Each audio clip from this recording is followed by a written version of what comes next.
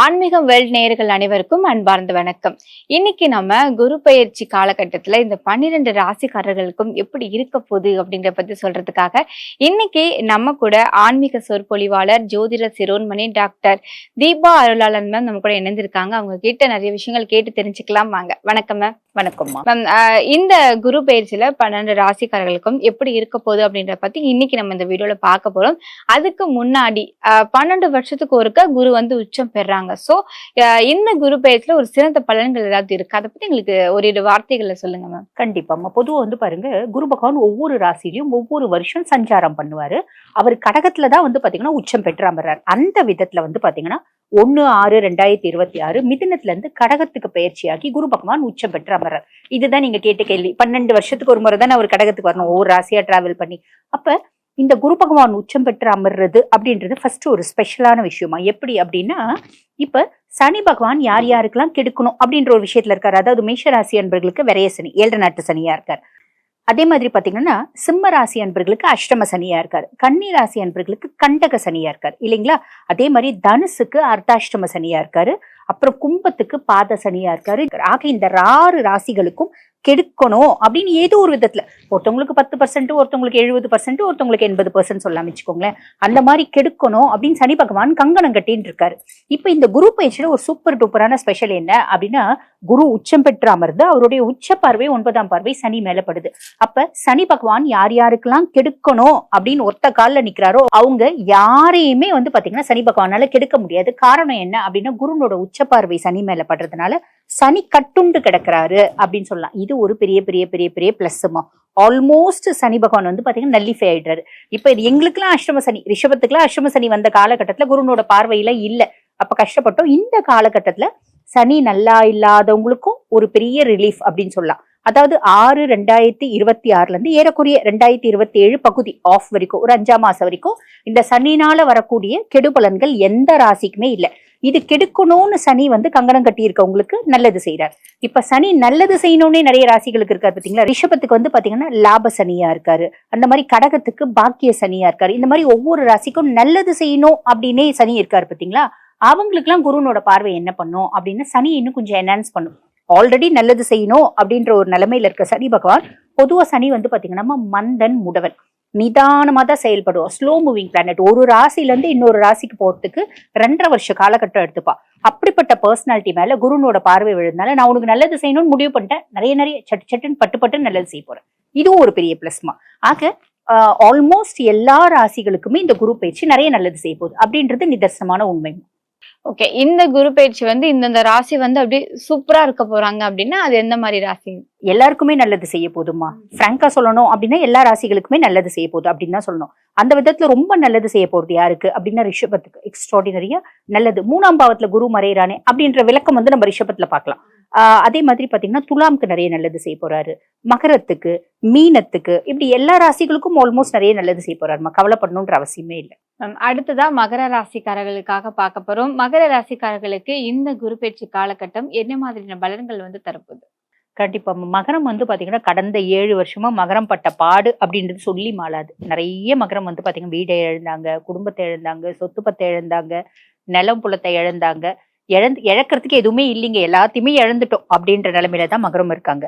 அதாவது செய்யாத தப்புக்கு அசிங்கம், அவமானம், அவப்பேரு சொல்லி மாளாது அவங்க பட்ட துயரத்தைன்னு சொல்லலாம். தசை நல்லா இருந்த மகரம் மட்டும் எஸ்கேப் ஆயிட்டாங்க அப்படின்னு தான் சொல்லணும்.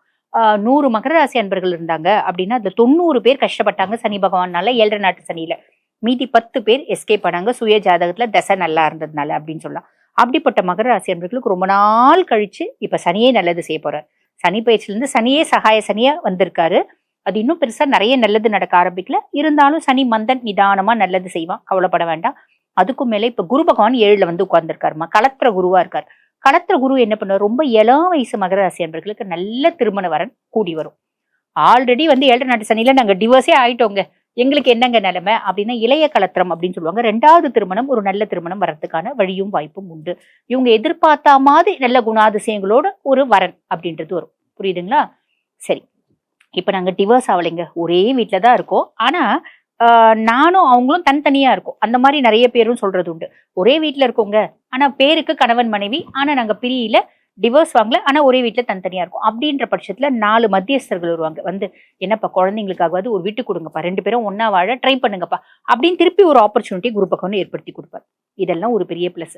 இப்ப ரொம்ப இந்த மிடில் ஏஜ்னு சொல்ல முடியாது, இந்த யங்ஸ்டர்ஸ்லயே ஒரு 20+30 இயர்ஸ் கிட்ட இருக்கவங்களாம் இந்த லவ் ரிலேஷன்ஷிப் இப்படி எல்லாம் போறாங்க பாத்தீங்களாமா, அதெல்லாமும் வந்து பாத்தீங்கன்னா குரு வந்து கெடுக்க மாட்டார் அப்படின்னு சொல்லலாம். இதெல்லாமே வந்து பாத்தீங்கன்னா திருமண வரன் கூடி வரும் அப்படின்றது ஒரு பெரிய பிளஸ். ஏன்னா குரு பகவான் வந்து பாத்தீங்கன்னா 3 மற்றும் 12க்கு அதிபன். அதாவது இளைய சகோதர தைரியஸ்தானத்துக்கும் முயற்சி ஸ்தானத்துக்கும் வந்து அதிபன். இவங்களோட முயற்சி அப்படின்றது அதிகமாகும்.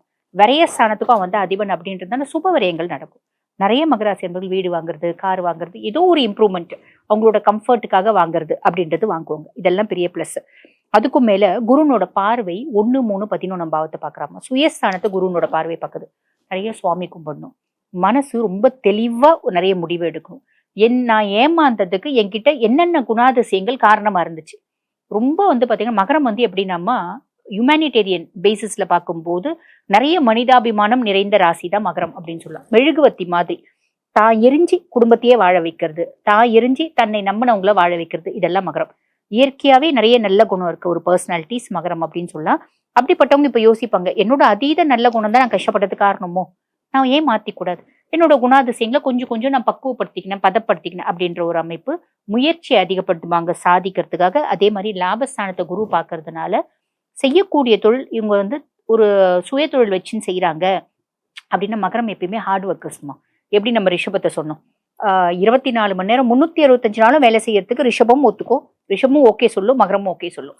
டிஃபால்ட்டா இவங்களுக்கு உழைக்கிறது பிடிக்கும் அப்படின்னு சொல்லலாம். உழைக்கும் வர்க்கத்தை சேர்ந்தவர்கள் தான் மகரம் அப்படின்னு சொல்ல முடியும். அப்ப ரொம்ப வந்து பாத்தீங்கன்னா உழைப்பாளிகள் மட்டுமே மகரமா, பெரிய பெரிய இண்டஸ்ட்ரியலிஸ்ட் ஃபேக்டரி வச்சுட்டு இருக்கவங்களா மகரமா இருப்பாங்க. அவங்களோட உழைப்புனால உயர்ந்தவங்களா இருப்பாங்க. அப்படிப்பட்டவங்களுக்கு தனி ஒரு சுயதொழில் வச்சு நடத்துறாங்க அப்படின்னா டிஃபால்ட்டா பயங்கர ஹார்ட் ஒர்க் பண்ணுவாங்க, பெருத்த லாபம் அப்படின்றது வரும். ஒரு கன்சர்ன்ல வேலை செய்யறாங்க அப்படின்னா கண்டிப்பா அவங்களோட ஒரு என்ன சொல்றது எலிஜிபிலிட்டிக்கு ஏத்த மாதிரி ஒரு இன்கிரிமெண்ட் ப்ரொமோஷன் சாலிடா உண்டுமா. இத்தனை நல்ல விஷயம் மகரத்துக்கு நடக்க போது, கவலையே பட வேண்டாம். Okay ma'am. மகர ராசிக்காரர்கள் வந்து கொஞ்சம் கவனமா இருக்கணும் இந்த காலகட்டத்துல அப்படின்னா என்னென்ன விஷயங்கள் கவனமா இருக்கணும்? குடும்பம், அதாவது ராகு வந்து 2ஆம் பாவம்மா. ராகு 2ஆம் பாவம் குடும்பத்துல காசு பணம் வசதி அந்நிய நாட்டு கரன்சிஸை கையாளுறதுக்கு எல்லா பிராப்தமும் இருக்கும். குடும்பத்துல ஒருத்தவங்களுக்கு ஒருத்தவங்க அந்யோன்யம் அப்படின்றது இருக்காது. தாமரையில தண்ணி மாதிரி தான் இருப்பாங்க. சோ அது வந்து இது வந்து இதெல்லாம் சாதாரணம் அப்படின்ற மாதிரி மகரம் வந்து விட்டு கொடுத்துடணும். அதே மாதிரி பாத்தீங்கன்னா இந்த காலகட்டம் மகர ராசி என்பவர்கள் ஒவ்வொருத்தவங்களும் தன்னைத்தானே பெருமைப்படுத்தி மிகைப்படுத்தி நான் அப்படி நான் இப்படி அந்த மாதிரி எல்லாம் பேசி மாட்டிக்கிறதுக்கு வாய்ப்பு உண்டு. வாக்குல கவனம் அப்படின்றது தேவை. தன்னைத்தானே பிரம்மாண்டப்படுத்திப்பாங்க. பிரம்மாண்டப்படுத்தி இப்ப நம்ம அரசியல்ல இதெல்லாம் சகஜமாப்பா அப்படின்னு கவுண்டமணி ஒரு படத்துல பேசுவார் பாத்தீங்களா, அந்த மாதிரி அவர் பயங்கரமா பெருமையா போனே இல்லாம கனெக்ஷனே இல்லாம போன் எல்லாம் பேசுவார். அந்த மாதிரி எல்லாம் நம்ம வந்து பாத்தீங்கன்னா பயங்கரமா பில்டப் பண்ணிப்போம். அந்த பில்டப் கொஞ்சம் கவனம் வச்சுக்கணும். மகரத்துக்கு யூஸ்வலா அந்த கேரக்டர்ஸ் கிடையாது. இப்ப 2ல இருக்கிறாகவும் அந்த மாதிரி விஷயத்தை ஏற்படுத்தும். ஸோ அதுல கவனம் அப்படின்றது வச்சுக்கணும். அதே மாதிரி 8ல கேது, இவங்களோட ஹிடன் ரிலேஷன்ஷிப்ஸ் ஹிடன் சீக்ரசிஸ் ஏதாவது இருக்கு அப்படின்னா அது இவங்களை விட்டு விலகிறதுக்கான காலகட்டம். ஐயோ என்னை விட்டு போயிடாது அப்படின்னு சொல்லிட்டு காலில் விழக்கூடாது. வேண்டாம், போகுதுன்னா நல்லதுக்கு, நம்ம மேல தேவையில்லாத ஒரு பேர்டன் இருக்கு, போகுதுன்னா நல்லதுக்கு அப்படின்றத வச்சிடணும். ஆரோக்கியத்துல கவனம் வேணும், சின்ன சின்ன விஷயங்கள். Okay ma'am.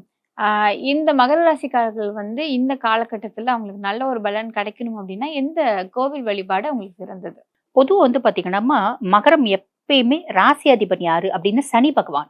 அப்ப மகரம் எப்பயுமே சிவ வழிபாடு மேன்மை தரும். சிவனை நீ என்னைக்குனாலும் வழிபாடு பண்ணு, வாரத்துல ஒரு நாளாவது சிவ வழிபாடு பண்ணு, கண்டிப்பா மேன்மையை நோக்கி அப்படின்னு சொல்லலாம். Okay ma'am.